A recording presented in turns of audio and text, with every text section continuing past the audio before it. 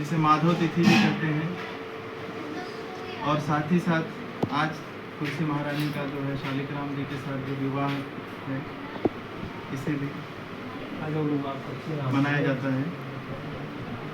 तो कहते हैं कि जो विशेष तिथि है इस कार्तिक मास का, जो आज से प्रारंभ हो रहा है, आज से लेकर 5 दिन तक, जो भीष्म पंचक के नाम से जाना जाएगा। भीष्म देव ने जो है इस 5 दिन के व्रत को रखा था। और कहते हैं कि केवल अगर कार्तिक में कोई पूरे महीने का कार्तिक व्रत पालन नहीं करता है, वो केवल 5 दिन का भी व्रत अगर पालन कर लेता है, तो उसे 5 दिन के व्रत से ही पूरे कार्तिक का फल प्राप्त होता है। ये बहुत महान माना जाता है। इसका कई पुराणों में वर्णन आता है। पद्म पुराण है, स्कंद पुराण है, और त्रेता उपनिषद में माना जाता है। बहुत सारे ऐसे अलग अलग कार्तिक महात्म्य में भी इसका वर्णन आता है। खास करके भगवान ने इस तिथि को घोषित किया था भीष्म पितामह जी के लिए। और यह व्रत इतना महान क्यों माना जाता है? कहते हैं कि कितना भी चांडाल से चांडाल व्यक्ति भी अगर कार्तिक मास में गलती से भी अगर भगवान दामोदर को दीपदान करता है, तो दीपदान करने मात्र से ही उस व्यक्ति का कल्याण हो जाता है। और कोई भी अगर कितना भी बड़ा से बड़ा वैष्णव क्यों ना हो, अगर वो भगवान को दामोदर महीने में दीपदान नहीं करता है, तो उसको वैष्णव नहीं माना जाएगा।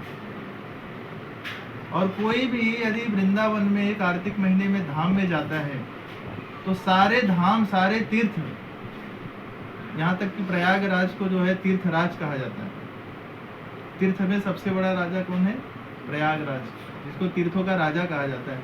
वो भी वृंदावन में जाते हैं। कब? कार्तिक महीने में। जब उनके ऊपर भी पाप इतना बढ़ जाता है, तो अपने आप को शुद्धिकरण करने के लिए वृंदावन में जाते हैं और अपने आप का शुद्धिकरण करते हैं। तो कार्तिक महीने में सारे धाम, सारे तीर्थ सब वृंदावन में आ जाते हैं। सारे, यहाँ तक कि भगवान समेत सब पार्षद भी आते हैं वहाँ पर लीला करने के लिए। और उस महीने में अगर कोई कार्तिक में वृंदावन में यात्रा करता है, तो उसको कितने करोड़ों जन्मों का जो उसका पाप रहता है वो सब नष्ट हो जाता है। साथ ही साथ उसको कितने सारे ऐसे पुण्य कर्म अर्जित हो जाते हैं कि कई पीढ़ी तक उसका फल मिलता है उसको। ऐसे कार्तिक महात्म्य में तो बहुत सारी चीज़ें बताई गई हैं, लेकिन हम आज चर्चा करेंगे जो भीष्म पंचक व्रत है। ये व्रत 5 दिन का जो कोई भी अगर पालन करता है, व्रत करना थोड़ा सा कठिन है, मगर अगर वो भी नहीं कर सकता, केवल 5 दिन अगर भगवान दामोदर को या तुलसी महारानी को दीप दिखाता है, भले ही उसने कार्तिक के पूरे 25 दिन नहीं किए, 5 दिन भी अगर कोई कर लेता है, तो भी उस व्यक्ति को उस कार्तिक के पूरे महीने का फल प्राप्त हो जाता है। तो यहाँ पर कथा आती है कि जब युद्ध तो शुरू हो गया था, युद्ध को तो लाख मना करने के बाद धृतराष्ट्र के मन में यही था कि धृतराष्ट्र चाहते थे कि युद्ध हो, और उनको पता था कि युद्ध हम जीत जाएंगे। वो ओवर कॉन्फिडेंट थे धृतराष्ट्र। इसको बोलते हैं, एक होता है कॉन्फिडेंट, एक होता है अंडर कॉन्फिडेंट, और एक होता है ओवर कॉन्फिडेंट। तो धृतराष्ट्र जो थे वो ओवर कॉन्फिडेंट थे। उनको ऐसा पता था कि मैं युद्ध तो हमारे पुत्र जीत ही जाएंगे, क्योंकि हम सब शक्तिशाली हैं। पांडव के पास 7 अक्षौहिणी सेना है, हमारे पास 11 अक्षौहिणी सेना है, तो वैसे भी हम तो सेना में तो बहुत ज़्यादा है। और हमारे पास सबसे ज़्यादा शक्तिशाली कौन है? भीष्मदेव है। भीष्मदेव के पास इतनी शक्ति है कि पूरे पांडवों को मिलकर या पूरे कौरवों को भी मिलकर अकेले भीष्मदेव को नहीं हरा सकते। इसलिए धृतराष्ट्र को पूरा विश्वास था, और भीष्मदेव ने प्रतिज्ञा भी ली थी। एक्चुअली भीष्मदेव का नाम पहले देवव्रत था। उनका नाम भीष्मदेव इसलिए पड़ा क्योंकि भीष्म जो होता है वो प्रतिज्ञा कहा जाता है। उन्होंने भीष्म प्रतिज्ञा लिया था कि आज से मैं ये वचन देता हूं कि कुरु वंश का पूरा जो है वंश का जो सम्मान है उसको मैं रखूंगा। कुरु वंश का कभी भी मैं जो भी इनका मर्यादा है उसको मैं विशेष रूप से उसका पालन करूंगा। कुरु वंश के ऊपर कोई क्षति नहीं आने दूंगा, किसी भी प्रकार से कोई क्षति नहीं आने दूंगा मैं। ये उन्होंने प्रण किया था। तो ऐसे प्रण को जब उन्होंने स्वीकार किया, ऐसे प्रण को जब उन्होंने स्वीकार किया, तो धृतराष्ट्र को ये तो पता था कि ये अकेले ही कुरुवंश का पूरा साम्राज्य संभालेंगे, पर उनको ये नहीं पता था कि भीष्म पितामह भगवान के शुद्ध भक्त हैं और भगवान की सब बातों को जानते हैं। भगवान की इच्छा थी कि भीष्म पितामह कौरवों के साथ लड़े, कौरवों की तरफ से लड़े, क्योंकि भगवान के शुद्ध भक्त होते हुए अगर वो भीष्म पितामह कौरवों की तरफ से नहीं लड़ते तो कौरव कभी तैयार ही नहीं होते युद्ध के लिए। तो भगवान के इच्छा के अनुसार अपने आप को उन्होंने निगेटिव रोल में लिया। कहते हैं ना, कभी वो हीरो थे मगर वो विलेन का काम किए वो महाभारत में। तो हम जानेंगे कि कैसे एक शुद्ध भक्त भगवान का, कभी कभी प्रभुपाद जी कहते हैं कि अगर भक्त को नरक भी जाना पड़े तो कोई बात नहीं, उसमें घबराने नहीं चाहिए। पाश्चात्य देश में जगत जब प्रभुपाद जी गए तो बहुत सारे भक्त लोग, जो लॉस वेगास करके है, जो यूएस का सबसे बड़ा एक शहर माना जाता है, वो सबसे घटिया शहर है लॉस वेगास। वहाँ पर जो 4 नियम होते हैं वो धड़ल्ले से टूटते हैं। वो पूरा सिटी इसीलिए माना जाता है। यहाँ से सबसे पहले जब कोई अमेरिका जाता है तो सबसे पहले उसी सिटी में जाता है घूमने के लिए। वहाँ पर रात में दिन में पता ही नहीं चलता किसी को, दिन है कि रात है किसी को महसूस ही नहीं होता। वो सिटी में पूरे 4 नियम तोड़े जाते हैं। जुआ होता है, पर स्त्री संबंध होता है, मांसाहार होता है, और इसके बाद नशा तो करते ही हैं, बिना नशा के वो रह ही नहीं सकते। ऐसे देश में भी, ऐसे शहर में भी जाके सारे भक्त लोग वहां पर प्रचार करते थे, इतना बड़ा रिस्क लेके। तो प्रभुपाद जी कहते थे कि एक भक्त को, कहते हैं ना, एक महाराज का, भक्ति तीर्थ स्वामी महाराज का एक बुक्स है, उसका नाम है स्पिरिचुअल वॉरियर। आप सब लोगों ने शायद पता होगा स्पिरिचुअल वॉरियर के एक भक्त को कैसे स्ट्रांग होना चाहिए। उनके ऊपर कभी भी, जैसे भीष्म पितामह इतने स्ट्रांग थे, हालांकि हम भीष्म पितामह नहीं बन सकते, पर वो एक शिक्षा ले सकते हैं कि भीष्म पितामह भगवान की इच्छा पूरी करने के लिए अपने आप को निगेटिव रोल में लेके आए, और सब लोग उनको बदनाम करते कि भीष्म देव, अरे आप इतने बड़े आचार्य होकर आप अधर्मी का साथ दे रहे हैं, ये सब अधर्मी है, आप इनका साथ क्यों दे रहे हैं। जब द्रौपदी का चीरहरण हो रहा था तो सबसे पहले द्रौपदी ने भीष्म पितामह की तरह देखा था, बाद में द्रोणाचार्य कृपाचार्य की तरफ देखा, बाद में धृतराष्ट्र के पास भाग के गई। धृतराष्ट्र तो वो चाहते ही थे कि ऐसा सब कुछ हो, धृतराष्ट्र की तो इच्छा ही थी, बट जब उन्होंने देखा कि भीष्म पितामह भी कुछ नहीं कर रहे हैं, तब वो समझ गई कि आप तो मुझे कोई नहीं बचा सकता। तो भगवान की इच्छा को पूरा करने के लिए भीष्म पितामह ने कौरवों का साथ दिया और अपने आप पर कलंक भी लगाया उन्होंने। भीष्म पितामह जो है 12 महाजनों में से एक माने जाते हैं, उनका सम्मान किया जाता है, सभी आचार्यों में श्रेष्ठ माने जाते हैं। और चाहे कुरुवंश हो या पांडव वंश हो, पूरा हस्तिनापुर उनका सम्मान करता था। यहाँ तक कि भगवान श्री कृष्ण भी उनका सम्मान करते थे। लेकिन अचानक से उनको जब पता चला कि अब मुझे भगवान की इच्छा पूरी करनी है, क्योंकि भगवान सबका विनाश करना चाहते हैं, भगवान आते ही है अपने उस कार्य के लिए इस संसार में, तो भगवान की योजना को समझते हुए वो समझ गए कि मुझे निगेटिव रोल करना है और मुझे कौरवों का साथ देना है। तो जब युद्ध शुरू हुआ, युद्ध में कुछ दिन हो गए और बाद में जब देखा कि भीष्म पितामह अर्जुन को ठीक से मार नहीं रहे हैं और पांडवों के साथ बड़ा, सभी योद्धा के साथ लड़ाई लड़ रहे हैं, लेकिन पांडवों के साथ बहुत एक दया दिखा रहे हैं, उनके साथ युद्ध नहीं लड़ रहे हैं ठीक से। तो ये चीज दुर्योधन देख रहा था, और दुर्योधन ने जब रात में आया भीष्म पितामह के सामने, भीष्म पितामह से कहता है आप पांडवों के प्रति दया दिखा रहे हैं, क्योंकि ये बात तो उसको पता ही थी कि पांडवों के प्रति भीष्म पितामह दया दिखा रहे हैं, द्रोणाचार्य दया दिखा रहे हैं, बट जो है इस बात को वो उस दिन उजागर करता है। दुर्योधन के पास जाके कहते हैं, दुर्योधन जाते हैं भीष्म पितामह के पास और कहते हैं कि आप कौरवों के पास प्रति दया दिखा रहे हैं, आप उनके साथ युद्ध नहीं लड़ रहे हैं। तो भीष्म पितामह ने कहा मैं लड़ तो रहा हूं युद्ध। बोले नहीं, आप वचन दीजिए कि आप कल कौरवों का समाप्ति कर देंगे। तो भीष्म पितामह ने कहा ठीक है, मैं वचन देता हूं तुम्हें कि मैं कल पांडवों को समाप्त कर दूंगा। और दुर्योधन के सामने उन्होंने 5 तीर निकाले और उसको रख दिया। बोले ये 5 तीर से मैं 5 पांडवों का वध कर दूंगा। अब सोचिए इनके पास कितनी शक्ति है कि 5 तीर से 5 पांडवों का वध आसान नहीं है।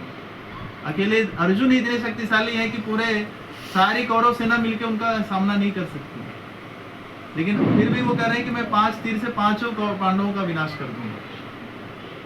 और यह संकल्प लेकर उन्होंने तीर को रखा। दुर्योधन बोला नहीं नहीं, कल आपका मन बदल सकता है, इसलिए आप ये तीर मुझे दे दो। कल जब युद्ध शुरू होगा मैं आपको ये तीर दे दूंगा। तो भीष्म पितामह ने कहा ठीक है, और दुर्योधन को देकर वो चले गए। दुर्योधन आता है अपने छावनी में और विश्राम करता है जब, तो यहाँ भगवान श्री कृष्ण जो सबके रक्षक हैं, भगवान श्री कृष्ण कहते हैं अर्जुन से कि अर्जुन तुम अभी दुर्योधन के पास जाओ और उससे 5 तीर मांग लो जो उसके पास है। तो बोले कौन सा 5 तीर, मुझे कुछ समझ में नहीं आया। बोले मैं जैसा कहता हूँ वैसा करो, तुम मांग के लाओ फिर मैं बताता हूँ तुम्हें।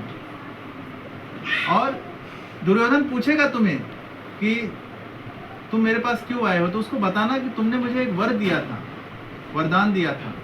जब दुर्योधन खांडप्रस्थ में था उस समय गांधर्वों के साथ युद्ध हो गया था, और गांधर्व जो है दुर्योधन समेत कौरवों समेत बंदी बनाकर लेके जा रहे थे।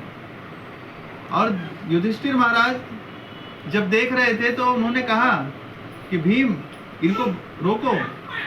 तो भीम ने कहा नहीं, जाने दो इनको, ये तो हमारे वैसे भी दुश्मन हैं। भीम ने कहा जो भी है, लेकिन अभी हमारे वो भाई हैं, बदनामी तो कुरुवंश की होगी, इसलिए हमें इनको रोकना चाहिए।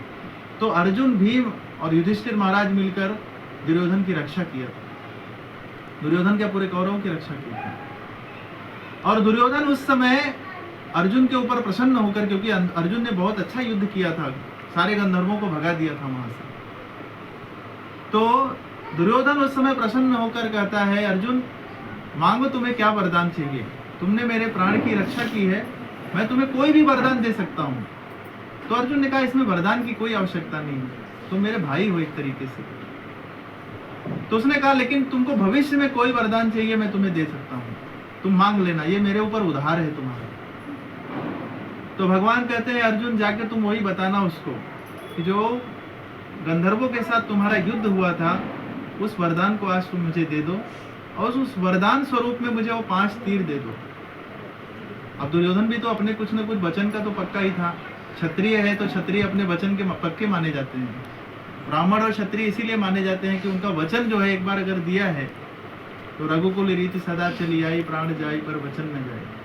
भगवान श्री राम ने अपने वचन के लिए, हालांकि उन्होंने वचन तो दिया भी नहीं था, वो तो कैकेयी माता के कहने से वनवास चले गए थे। दशरथ महाराज तो कह रहे हैं कि आप मत जाओ, आज मुझे बंदी बना लो और अयोध्या पे राज करो। बोले पिताजी ये शोभा नहीं देता मुझे, आजकल रघुकुल में ऐसा कोई जन्म ही नहीं लिया जिन्होंने अपने पिता को बंदी बनाकर राज्य किया हो। ये तो मुगलों का ये हुआ है शासनकाल, जिन्होंने अपने माता पिता को मारकर और राज्य पे बैठ जाते हैं।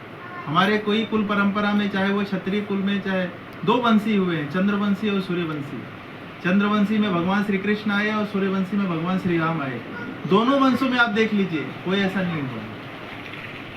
ये परंपरा तो इन्होंने चालू की, ये मार के अपने गद्दी पर बैठ जाओ। तो ये जो है भगवान जब देखे अर्जुन की जब बातों, अर्जुन को जब समझाया भगवान ने, तो अर्जुन वहां से गए और जब दुर्योधन के छावनी में पहुंचते हैं तो दुर्योधन सोने जा रहा है। तो अर्जुन को देखकर वो आश्चर्यचकित हो जाता है, कहता है कि अर्जुन इस समय तुम यहाँ पर? तो बोले कि मुझे थोड़ा काम था आपसे। मतलब क्या काम है बताओ। अच्छा उस समय जब युद्ध हुआ करता था तो उस समय युद्ध जो दुश्मनी की वजह से नहीं होता था, युद्ध को एक खेल माना जाता था। जैसे आजकल फालतू खेल होते हैं, क्रिकेट के पीछे लोग 24 घंटा बर्बाद करते हैं और बाद में उसका कुछ रिजल्ट नहीं निकला। लेकिन पहले इस योद्धा अपने आप को साबित करने के लिए कि मैं कितना शक्तिशाली हूँ, इस तरह का एक युद्ध होता था। एक राजा दूसरे राजा के साथ आक्रमण करके उनको साबित करते थे कि मैं तो विजयी होता हूँ, और इसके बाद उनके राज्य को वो हासिल करते थे। ये एक क्षत्रिय का एक विशेष कला माना जाता था। और यहाँ पर ये भी वर्णन आता है शास्त्रों में कि कोई अगर क्षत्रिय युद्ध भूमि में वीर गति को प्राप्त होता था, वो सीधे स्वर्ग में जाता था, और कोई युद्ध भूमि छोड़ के भाग जाता था तो उसको नरक मिलता था, उसको निचले लोकों में जाना पड़ता था। तो इस प्रकार से दुर्योधन जो है कहता है मांगो तुम्हें क्या चाहिए। तो इस प्रकार जो है अर्जुन कहते हैं कि वो जो 5 तीर तुम्हारे पास है वो मुझे दे दो। दुर्योधन आश्चर्यचकित हो जाता है, तो ये 5 तीर के बारे में मेरे और भीष्म पितामह के अलावा तीसरा कोई जानता नहीं है, ये अर्जुन को कहां से पता चल गया। तो पूछता है तुम्हें 5 तीर के बारे में बताया किसने। तो अर्जुन कहते हैं कि ये मुझे श्री कृष्ण ने बताया। तो दुर्योधन रात को सोने गया तो उसको ये तो समझ में आ गया। हालांकि दुर्योधन के अंदर ये कई बार समझ में आया था, जिसे रावण के अंदर भी कई बार समझ में आया था कि जो राम है वो कोई साधारण व्यक्ति नहीं है, वो भगवान है साक्षात। पूर्ण पुरुषोत्तम यानी मर्यादा पुरुषोत्तम भगवान है। लीला पुरुषोत्तम श्री कृष्ण है और मर्यादा पुरुषोत्तम श्री राम है। तो उसको तो एक बार नहीं कई बार समझ में आया। लेकिन कुछ लोग कहते हैं अहंकार विमूढ़ आत्मा करता हम इति मन्यते। अहंकार वश व्यक्ति क्या सोचता है, मैं इसको स्वीकार नहीं करूंगा। जब किसी का फॉल्स ईगो ज्यादा बढ़ जाता है तो कोई उसको कितना भी समझाए उस चीज को मानने को तैयार नहीं होता। वो इस संसार में अगर कोई व्यक्ति अगर किसी को कहा जाए कि आप में ये कमियां हैं, तो अहंकार बस उसको कहेगा अरे तुम कैसे होते बताने वाले मुझे मेरे अंदर क्या कमी है, मैं पूर्ण हूँ, I am a perfect man. तो कोई भी व्यक्ति इसको सुनने का स्वीकार नहीं करता है। लेकिन अगर कोई व्यक्ति स्वीकार कर ले और उस हिसाब से अपना इम्प्रूवमेंट करे, उसका सुधार करे, तो जीवन में व्यक्ति अपने आप को बदल सकता है। ये रामायण और महाभारत हमारे जीवन में ये जो इतिहास है, ये इतिहास हमारे लिए इसीलिए आते हैं हमारे जीवन में शास्त्रों में कि इतिहास को पढ़कर व्यक्ति सुनकर व्यक्ति अपने जीवन में शिक्षा प्राप्त कर सकता है। कि रामायण में जो रावण था वो रावण मर गया तो इसका मतलब वो रावण खत्म हो गया ऐसा नहीं है। आज भी रावण जिंदा है, हर एक के व्यक्ति के हृदय में रावण आज भी जिंदा है। आज भी वो धृतराष्ट्र जिंदा है हर एक व्यक्ति के हृदय में। धृतराष्ट्र मतलब कौन है? जो दूसरे की संपत्ति को हड़पना चाहता है वही धृतराष्ट्र है। धृतराष्ट्र मतलब धृत मतलब हासिल करना, दूसरे की संपत्ति, राष्ट्र मतलब जो संपत्ति है उसको हासिल करने को धृतराष्ट्र कहते हैं। और दुर्योधन मतलब दूसरे की बुद्धि पर चलने वाला, अपनी बुद्धि का इस्तेमाल नहीं करने वाला, इसको दुर्बुद्धि कहते हैं। अपनी बुद्धि का इस्तेमाल नहीं करता था कभी दुर्योधन। जैसा उसको जो सलाह जो देता था वही सलाह वो मान लेता था वो। तो आज संसार में ऐसे व्यक्ति बहुत हैं, रावण और धृतराष्ट्र जैसे, दुर्योधन जैसे, जो दूसरे की बुद्धि से चलते हैं, अपना दिमाग नहीं लगाते। किसी ने कुछ कह दिया किसी के बारे में तो ये नहीं सोचेगी कि ये बात सच है कि झूठ है, पहले मुझे उसका कंफर्मेशन लेना चाहिए। उसकी बातों में सुनकर आवेश में आकर कुछ भी निर्णय ले लेते हैं। यही धृतराष्ट्र का हुआ और यही रावण का हुआ। रावण ने भी कभी अपना किसी की बात को स्वीकार नहीं किया, अहंकारवश, कामवश, क्रोधवश, अहंकारवश वो कभी किसी की बात को सुना ही नहीं, सलाह ही नहीं मानी, जिसके कारण उसका पतन हो गया। और धृतराष्ट्र ने भी किसी की सलाह नहीं मानी, उसको भी समझाने के लिए बहुत लोग आए थे, लेकिन उसने भी किसी की सलाह नहीं मानी।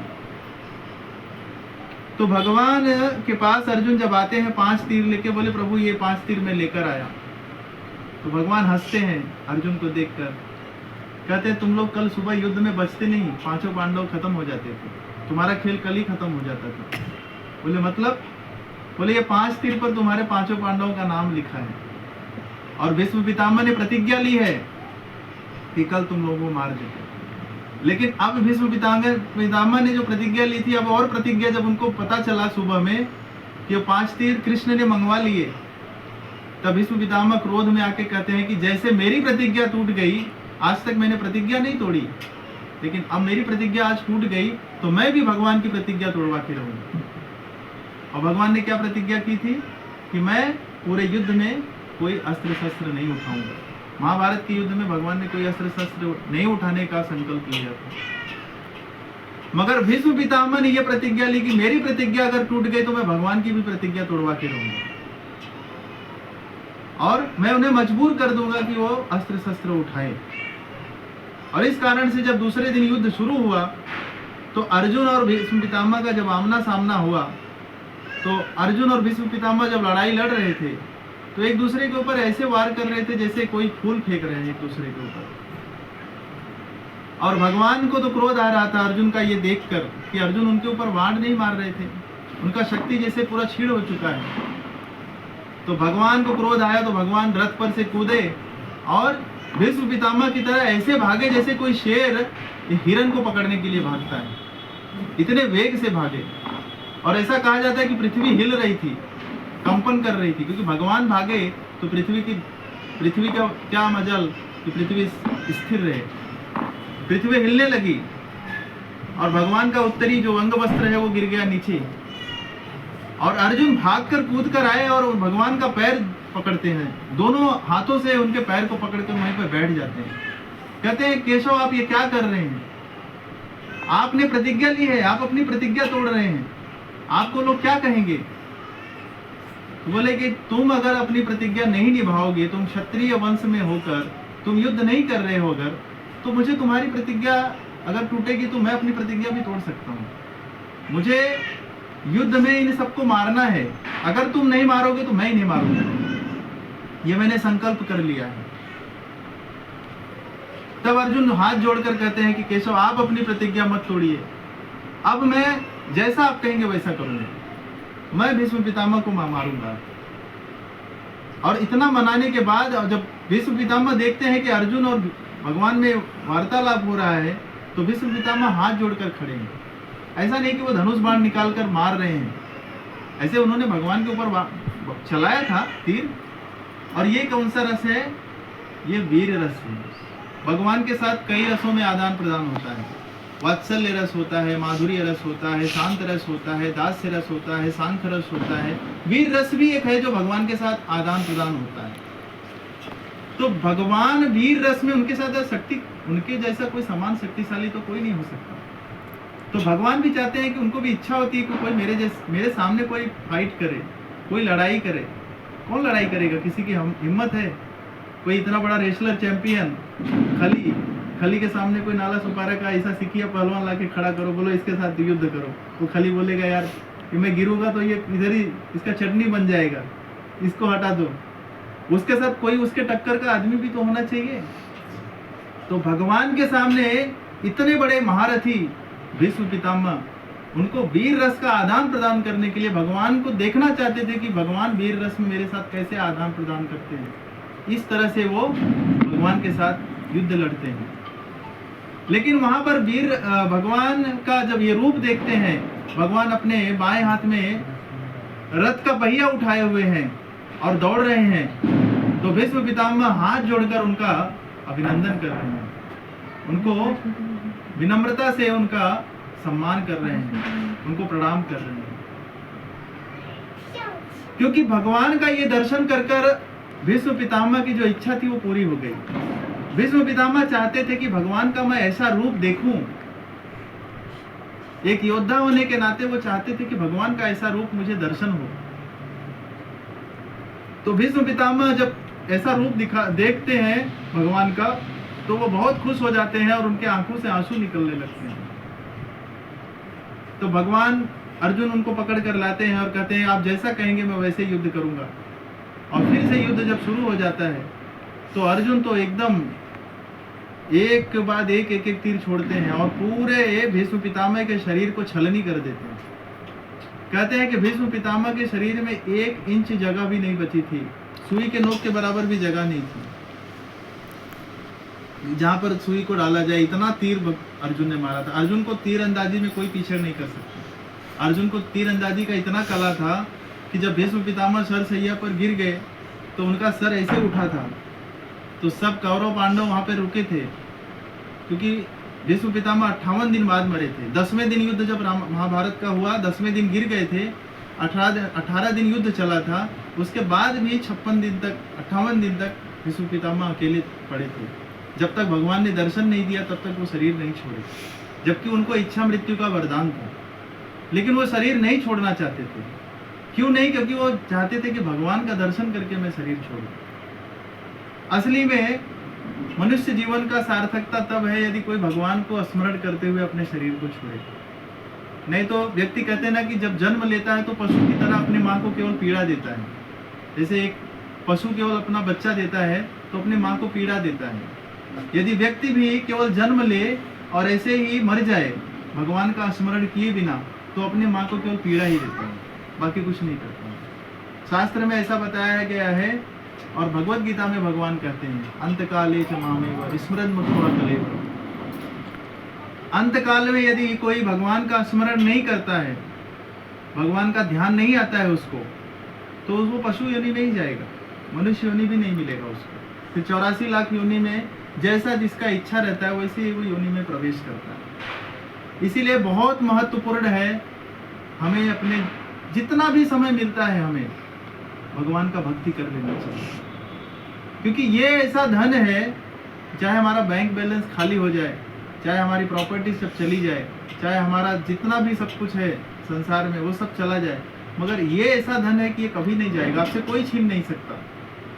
ये आपका पर्सनल धन है, पर्सनल अकाउंट है। इस अकाउंट में ना तो कोई हाईजैक कर सकता है, ना तो कोई हैकिंग हो सकती है, ना तो कोई एटीएम वेटीएम से आपका पैसा गलती से फ्रॉड करके निकाल सकता है।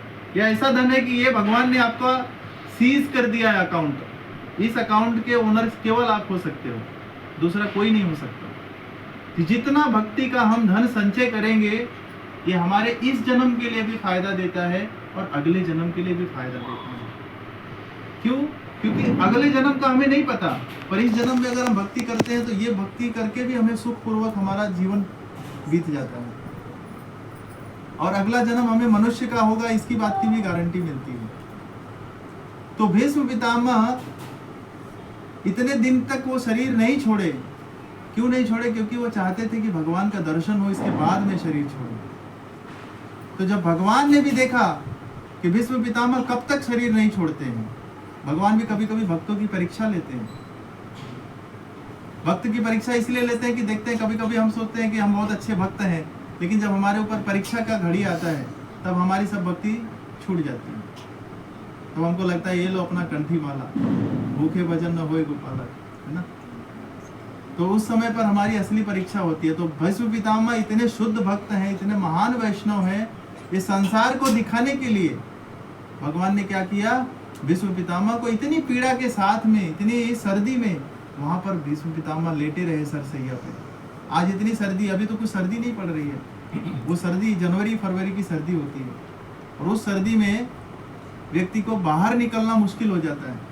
और उस सर्दी में वीरान जगह पर, कुरुक्षेत्र जो आप जानते हैं कहाँ पर, हरियाणा में, जो आज वहाँ पर एक हमारा बहुत सुंदर मंदिर बना हुआ है, वो स्थान पर, वीरान जगह पर, जहाँ पर कोई जानवर भी नहीं जाता, मनुष्य तो जाने की बात ही छोड़ दीजिए, वैसे स्थान पर अकेले पड़े हुए हैं, और फिर भी अपना शरीर नहीं छोड़ रहे हैं, इतना कष्ट भुगत रहे हैं फिर भी, क्योंकि वो चाहते थे कि भगवान का दर्शन हो, इसके बाद में शरीर छोड़े। तो हमें भगवान का दर्शन सुबह शाम जब भी मिले भगवान का दर्शन करना चाहिए, और दर्शन करने मात्र से केवल नहीं, भगवान के भक्तों का संग भी करना चाहिए, भगवान के नाम का जप भी करना चाहिए, भगवान की कथा भी सुननी चाहिए। मंदिर केवल इसलिए नहीं होता कि केवल जाकर मंदिर का बनावट देखा जाए और भगवान की मूर्ति देखा जाए बस और चले आए। मंदिर का उद्देश्य ही होता है कि भगवान की कथा सुननी चाहिए, भगवान के बारे में वहाँ पर श्रवण करना चाहिए, भगवान के नाम का जप करना चाहिए।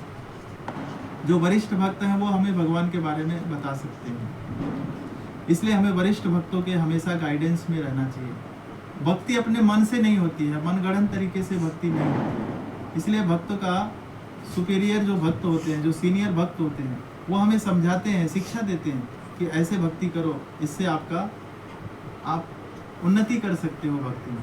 जैसे कोई भी बच्चा कितना भी स्कॉलर क्यों ना हो, बिना किसी कॉलेज स्कूल में एडमिशन लिए वो पढ़ाई नहीं कर सकता। उसे किसी कॉलेज स्कूल में एडमिशन लेना पड़ता है, तो उसको जो टीचर्स हैं, प्रोफेसर्स हैं, वो गाइड करते हैं, तभी वो उसकी पढ़ाई अच्छे से हो पाती है। इसलिए भक्ति भी किसी के गाइडेंस में होनी चाहिए। तो यहाँ पर जो भीष्म पितामह जब देखते हैं, भगवान श्री कृष्ण देखते हैं कि भीष्म पितामह अपना शरीर नहीं छोड़ेंगे, अब हमें जाना ही पड़ेगा, तो भगवान पांडवों के साथ लेकर जाते हैं भीष्म पितामह के पास। और भीष्म पितामह के पास जब जाते हैं तो भीष्म पितामह देखकर भगवान को आंखों से आंसू निकलता है, उठ नहीं पाते हैं, लेकिन अपना सोए सोए ही प्रणाम करते हैं। देखिए उनकी विनम्रता देखिए, उनको भी पता है ये युद्ध में मेरे मारे जाने का कारण एकमात्र भगवान है, लेकिन फिर भी कहते हैं हमारे जीवन में कोई कष्ट आ जाता है किसी के प्रति तो हम उसको दोषी मानने लगते हैं, लेकिन असली में कोई हमें कष्ट नहीं दे सकता, एकमात्र हम हैं जो हमारे कष्टों के मूल कारण हैं। हमें कोई कष्ट नहीं दे सकता संसार में, इस बात को हम भूल जाते हैं, हम अपना प्रारब्ध भूल जाते हैं और हम दूसरे को दोष देने लगते हैं कि ये कष्ट हमें इसके कारण से मिला है। तो भगवान को देखकर भीष्म पितामह उनको दोषी नहीं ठहरा रहे थे। बहुत लोग कहते हैं कि महाभारत का एकमात्र कारण भगवान श्री कृष्ण है, जिनकी वजह से युद्ध हुआ, पर भगवान क्यों युद्ध कराए इसके पीछे कारण नहीं जानते। भगवान युद्ध कराने के पीछे कारण ये था कि जितने पापी लोग होते हैं अगर संसार में रहेंगे तो पाप और बढ़ेगा, अधर्म और बढ़ेगा। आज देख रहे हैं गौ हत्या हो रही है, इतना सारा पापाचार फैला हुआ है, स्त्रियां सुरक्षित नहीं है, बच्चे सुरक्षित नहीं है। आप चाहते हैं कि ऐसा ही समाज बना रहे, भगवान किसी को कुछ मारे ना, कोई दंड ना दे, सरकार को जेल वेल बंद कर देना चाहिए, सबको खुला छोड़ देना चाहिए। इतने बड़े बड़े शहर में जेल वगैरह बनाने का पीछे कारण क्या होता है कि वहां पर व्यवस्था बनाई जाए अच्छे से, कोई गलत काम करे तो उसको दंड मिले, उसको सजा मिले। तो भगवान भी चाहते हैं कि कोई अगर गलत काम करेगा, कोई अपराधी रहेगा, उसको दंड देना चाहिए। अगर एक बच्चा बचपन में गलती करता है, अगर उसकी माँ उसको दंड नहीं देती है तो बच्चा भविष्य में जाकर बहुत बड़ा अपराधी बनेगा। तो भगवान चाहते हैं कि जो कोई भी जीव है, हमें वांसो जीवलोके जीव भूत सनातन मनोषष्ठाणि इंद्रियाणि प्रकृति स्थानी कर्षति। भगवान कहते हैं 15वें अध्याय में कि मेरे ही सब अंश हैं। अभी भगवान के ही तो सब बच्चे हैं ना, अभी किसी को 5 बच्चे हैं, किसी को 10 बच्चे हैं, किसी को 12 बच्चे हैं, लेकिन सारे बच्चे एक जैसे थोड़ी ना होंगे। कोई बच्चा बदमाश भी हो सकता है, कोई बच्चा बहुत ईमानदार हो सकता है, कोई चोर हो सकता है, कोई बेईमान भी हो सकता है। तो अब माता पिता तो चाहते हैं कि मेरे सारे बच्चे अच्छे रहें, लेकिन कोई बच्चा अगर नहीं सुधरता है तो माता पिता मजबूरी बस उसको दंड देते हैं, कभी कभी उसको घर से बाहर भी निकाल देते हैं। ये ऐसे ही भगवान हमसे प्रेम करते हैं, हम ही है जो भगवान से प्रेम नहीं करते। भगवान हमें सुधारना चाहते हैं पर हम ही है कि सुधरना नहीं चाहते हैं। इसलिए भगवान हमारे जीवन में कभी कभी कष्ट देते हैं कि कम से कम हम अभी भी सुधर जाएं, पर हम फिर भी उसको अनदेखा कर देते हैं। तो भीष्म पितामह हमें ये शिक्षा दे रहे हैं कि जो उनके जीवन में कष्ट आया इसके लिए भगवान को दोषी नहीं मान रहे हैं, उल्टा भगवान को प्रार्थना कर रहे हैं कि आपने मुझे दर्शन दिया, मेरा धन्यवाद, अब मैं निश्चिंत होकर मैं अपने शरीर का त्याग कर सकता हूँ। और फिर भीष्म पितामह ने अपने शरीर का त्याग किया। और इसके पहले भगवान ने भीष्म पितामह की बहुत सारी स्तुति की। भगवान ने बताया कि भीष्म देव जैसा महान योद्धा इस पृथ्वी पर भविष्य में भी कोई नहीं होगा, ना तो भूतो ना भविष्य, तो ना कोई हुआ है ना कोई होगा, इतना शक्तिशाली योद्धा। और आज वो इस धराधाम से जा रहे हैं। और उन्होंने पांडवों को शिक्षा दी कि कैसे एक राजा का कर्तव्य क्या होना चाहिए। युधिष्ठिर महाराज को सिखाया। युधिष्ठिर महाराज रो रहे थे कि मेरी वजह से कौरवों का वध हुआ, मेरी वजह से आप इस धाराशायी हैं, मेरी वजह से द्रोणाचार्य कृपाचार्य सब मर गए, ये सब मेरे कारण हुआ। तो भीष्म पितामह कहते हैं नहीं, क्योंकि भगवान समझा समझा के थक गए थे। पांडव खास करके युधिष्ठिर महाराज मानने को तैयार ही नहीं हो रहे थे, बोलते नहीं ये गलत हुआ, मुझे नहीं मारना चाहिए था किसी को, मेरे कारण से जो है सब मरे हुए हैं। इस कारण से जो है नहीं इस कारण से वहाँ पर जो है ये जब वो समझ गए भगवान की अब जो है ये सुनेंगे नहीं मेरा, तो मुझे क्या करना चाहिए, लेकर गए भीष्म पितामह के पास, क्योंकि भीष्म पितामह समझाएंगे तो समझ जाएंगे ये लोग। तो भीष्म पितामह समझाते हैं कि युधिष्ठिर, अर्जुन, भीम, आप सब लोग एक राजा बनने के अधिकारी हो, क्योंकि आप लोगों ने बहुत कष्ट सहा है।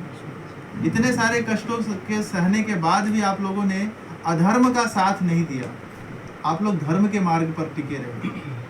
बहुत ज़्यादा जरूरी ये होता है कि कोई व्यक्ति ईमानदारी को छोड़ देता है। अभी किसी को 10 रुपया रोड पे मिलेगा तो नहीं उठाएगा, लेकिन अगर कोई 5,000 रुपये का ऐसा बंडल गिरेगा तो तुरंत उठा के जेब में डाल देगा। वहाँ पे ईमानदारी काम करना बंद कर देता है। लेकिन ईमानदारी ईमानदारी ही रखना है, चाहे वो 5,000 की नोट हो, चाहे वो 5 लाख का बंडल हो। तुकाराम महाराज कहते हैं कि अगर अपना धन नहीं है, अपनी संपत्ति नहीं है, तो उसकी तरफ देखना भी नहीं चाहिए। चाणक्य पंडित कहते हैं कि दूसरे की स्त्री, दूसरे का धन और दूसरे का भोजन, उसको देखना भी नहीं चाहिए। ये तीनों जो है देखने से हम नरकगामी हो जाते हैं, क्योंकि ये हमारी संपत्ति नहीं है, दूसरे की संपत्ति है। तो भगवान कहते हैं कि भीष्म पितामह बहुत सारी शिक्षाएं देते हैं, उतना समय नहीं है। श्रीमद् भागवतम के प्रथम स्कंद में हम भगवान श्रीमद् भीष्म पितामह की शिक्षाओं को हम पढ़ सकते हैं। बहुत सारी शिक्षाएं देते हैं, कैसे बच्चों को रखना है, कैसे गायों को सुरक्षा देनी है, कैसे वृद्धों को सुरक्षा देना है, कैसे स्त्रियों को सुरक्षा देनी है, कैसे आपको राज्य कार्य संभालना है, आपकी सारी प्रजा संतुष्ट रहे। एक राजा का ये कर्तव्य होना चाहिए। इसे राजा का क्या कर्तव्य होता है, ये भगवान भीष्म पितामह पांडवों को सिखाते हैं, और इस प्रकार से फिर अपना देह त्याग करते हैं। कहते हैं कि उस समय सारे कुरु वंश के जो बचे लोग थे और हस्तिनापुर के लोग जो थे, सब भीष्म पितामह के शरीर छोड़ने से सब हो गए थे। इतना बड़ा महान योद्धा आज इस पृथ्वी से गया। यहाँ तक कि उनकी माँ जो है गंगा देवी, वो स्वयं आई थी और उनको दर्शन दिए थे। तो भीष्म पितामह जैसा महान व्यक्तित्व कोई नहीं हो सकता।